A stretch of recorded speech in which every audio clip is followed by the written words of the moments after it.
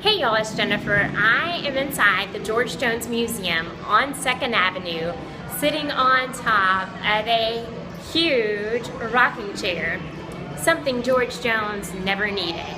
Now, a few things you should know about the George Jones Museum. It's located on 2nd Avenue and it's actually an entertainment complex. So the first floor is a restaurant called Choices. They have great food. I just had a club sandwich. Everything is homemade, even the bread. It is one of the best sandwiches I've had. The macaroni and cheese was excellent also. The second floor is the museum. You're gonna see a lot of George Jones's awards, a lot of the suits that he wore on stage, a lot of autographed guitars, and other memorabilia that you wouldn't expect to see. For example, right now I'm looking at a green John Deere lawnmower.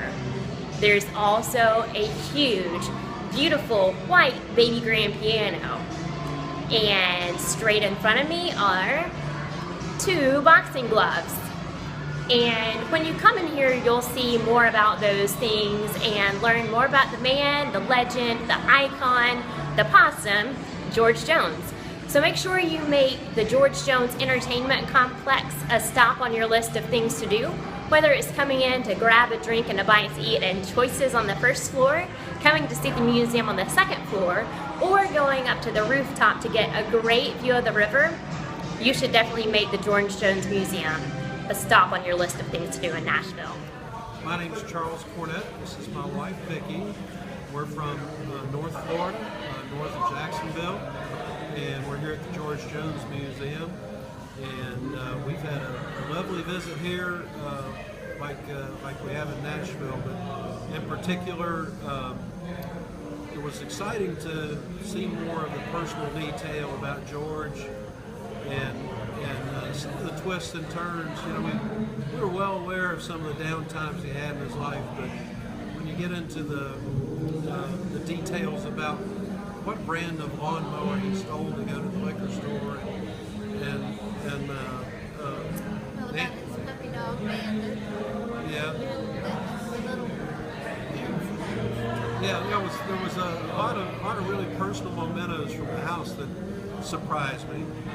I had no idea that he was a collector of personal items, and the Jim Beam decanters were amazing, since I'm a Jim Beam fan anyway, and those were really neat. I've never seen any of those before.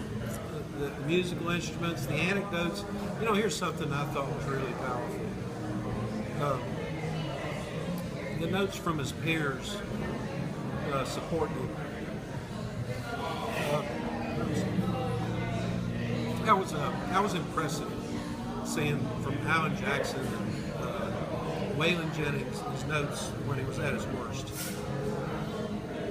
It's very interesting to see the different suits and the photographs with him or Nancy or Tammy wearing the outfits and such. Laid out very nicely and moves through very well, so you can see every part, including, of course, the big rocking chair. Thanks so much for watching and come back soon.